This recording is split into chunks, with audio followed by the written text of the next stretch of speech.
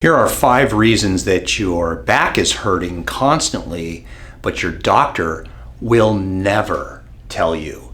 Your medical doctor won't tell you, your orthopedist won't tell you, your chiropractor won't tell you. No one's going to tell you this because it's just too insulting. And there's 5 reasons. So let's get into number 1. You have tension myositis syndrome. This was a term that was coined by Dr. Sarno. He was an orthopedic doctor who is famous because he wrote 4 books on this subject. Now, this diagnosis is not well received by the medical profession, and I'll tell you why. Because essentially what he figured out was for some patients, it's their mind that's causing the pain. And this is hard for medicine to grasp because we're always looking for something to either medicate or cut out or adjust or manipulate or give an exercise to. We're looking for something we can see on an x-ray, an MRI, a CAT scan, blood work. We're looking for something to put our finger on and say, aha, look at me, I discovered the cause of the problem, when in fact, it's the damn patient. And a long time ago, what really took this doctor to a higher level was the shock jock that we all knew and loved with the crazy hair back in the day. And he was having terrible pains in his back, and he would always be talking about Dr. Sarno because Dr. Sarno helped him. And what Dr. Sarno essentially said was, everything you see on an MRI is bullshit. Forget what you see on the x-rays. Only rarely do those things ever make a difference. It's your mind, it's the stress level. Now, I'm going to give you an example, and I show this to patients to explain this condition, and some get it, some don't. But when you contract a muscle contracts by these protein fibers coming together and sliding, and they contract. And when a muscle contracts hard, there's a blood vessel that goes through the muscle, and temporarily the blood flow to the muscle is shut off. Now, this is not necessarily a bad thing. So if you're lifting a weight, you're doing bicep curls, when you're contracting the muscle, there's a little less blood getting into the muscle. But as soon as you're done with your set, then the blood vessel opens up, your body naturally produces nitric oxide, which dilates the blood vessels. Now there's more blood getting into the muscle so that it can deliver oxygen and nutrients and remove waste products. So now the muscle can grow and get stronger. That's just basic physiology. But what if you were to contract the muscle constantly, literally 23 hours a day? So what I'll do is I'll have a patient hold their arm up, and I'll push on their arm, and I'll have them contract their bicep suboptimally, meaning at 20% of their strength. And what happens is I ask them, what do you think would happen to that muscle if you were contracting this hard 23 hours a day or 24 hours a day? Even in your sleep, the muscle was tense. Well, less blood is getting to the muscle because when the muscle's being contracted, the blood vessel's being shut off a little bit. So less oxygen, less nutrients are getting to the muscle. The muscle starts to become inflamed with scar tissue. And you get this lack of oxygen to the muscle. Well, that starts to cause pain.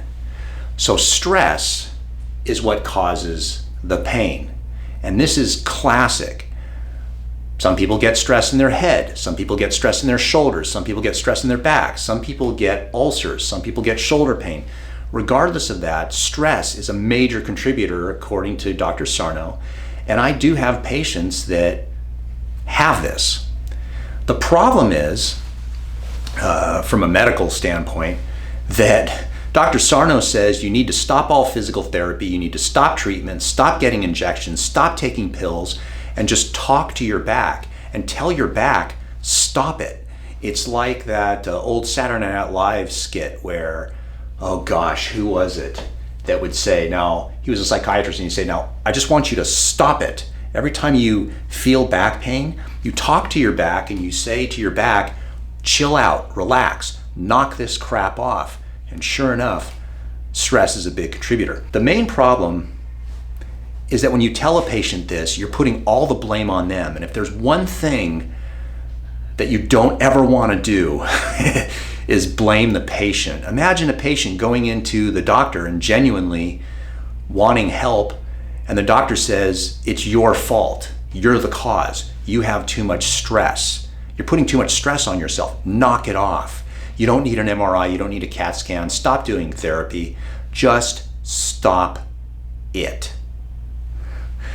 You're not going to get very many Google reviews or Yelp reviews from that. The biggest problem is patients don't want to be blamed. Who wants to be blamed? Who wants to know it's their fault? So what do we do in the healthcare world is we send people for MRIs and x-rays, and we point out the bone spur, and we say, Mrs. Jones, that's the cause of your problem. And then we try to treat the bone spur, either surgically remove it or whatever. And, it's the way it goes. We do adjustments, we give them a little exercise, teach them how to pull their knee to their chest, blah, blah, blah, yada, yada, yada. No one's going to tell you this because medically there's no money in it. Number two, there's nothing that can be done. You just blame the patient. So everybody's at a standstill. Now, this isn't to say everyone has this. I'm just saying this is one of those conditions. Your doctor's never going to tell you this because why would they? The second reason that you probably have back pain and it just won't go away is because of your weight. You are too fat. And I know what you're thinking. I'm not fat. I'm just big boned. No, you're fat. And you're not PHATT. Is it PHTAT or PHATT or PHAAT? Either way, you're not making videos on MTV. You're not fat like Little Kim. You are fat. You're overweight. You have too much adipose tissue. It is causing inflammation of your body, and it is changing the biomechanics of your body, and you're not going to get better unless you lose weight. Nobody wants to hear that. And a funny thing happens psychologically when you point out that someone's weight is the issue. The patient will usually turn around and blame the doctor as, oh, he's an asshole, that type of thing. And they get very defensive, justifiably. It's just the way it is. It's human nature. So that's a problem. How do you tell someone?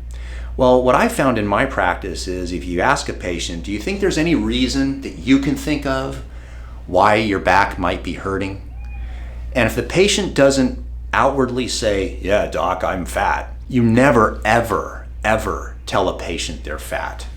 It will do irreparable harm to your reputation. They will hate you. They'll never refer a patient. It's just the way it goes. You need to lose weight. You're fat.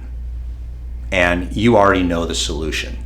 The solution, almost every patient that I've had that has been a big Charlie and improved for the long term has changed their diet to a reasonable, healthy diet, not an extreme one. I don't have any carnivores in my office that long term have lost weight. I don't have any keto people that have lost weight and kept it off. I know you have, because we all get defensive about our own little, club. Okay, the Burgermeister, the guy that is like that all the time. I know they're famous, but the thing is that they don't practice, and I practice in the real world, and in real world, I see patients, and the only way they seem to lose weight, the ones that are successful long term, is they have a reasonable diet and they exercise a lot, and they just put a line in the sand one day and say, that's it, I'm losing the weight. Number 3, you're old. You're not 70 years young. You're 70 years old. You're older. Your bones are getting more brittle. You're getting more bone spurs. Your arthritis is getting worse. And your lack of activity is weakening the very structures that are supposed to hold those things up, which are the muscles. And that's why you're hurting.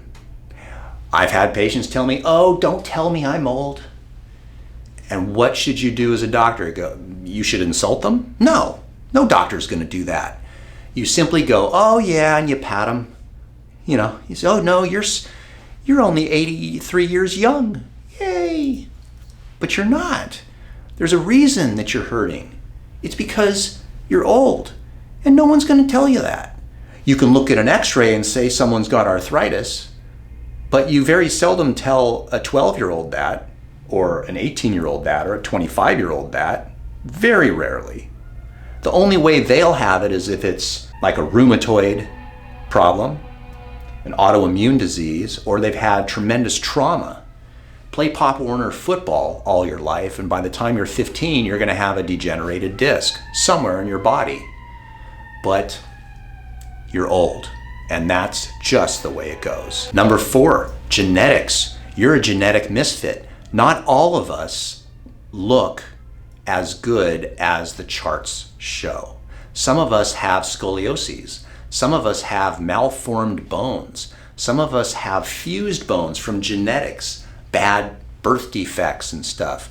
There's a reason that you hurt. And this is a very difficult thing to explain to someone because you're essentially blaming their creator. Oh, you don't do that.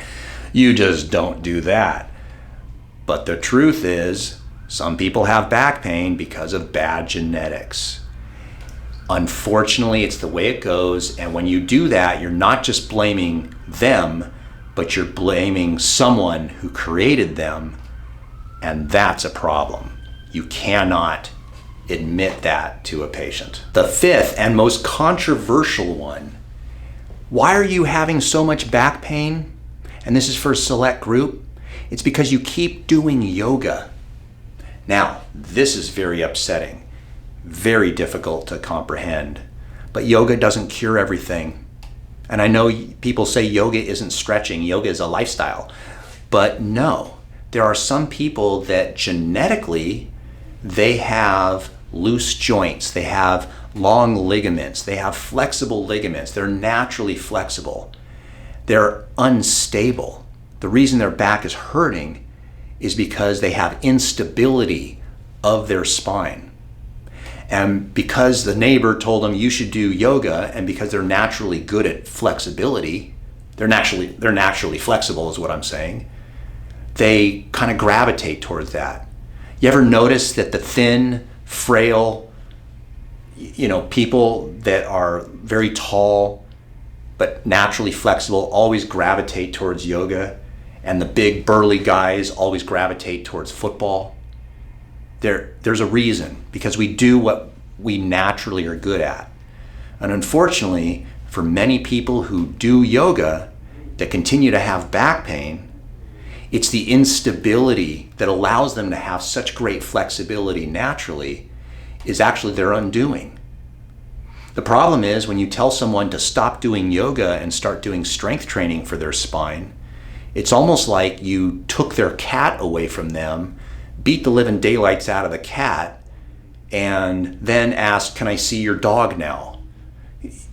It's like taking away the leader of a cult. Yoga is simply a method to learn how to relax, do some deep breathing, and stretch. But you can't tell people that because they get very, very insulted. So these are the 5 reasons why a lot of people have back pain, and the back pain is not going to go away unless they change a couple things. Hopefully, you'll find this interesting. I don't know if I'm even going to read the comments. You can comment down below. I'll read the comments. I may even answer some of them if they're nice, but yeah, these are some things that people unfortunately are probably never going to get told, other than the safety of a YouTube video.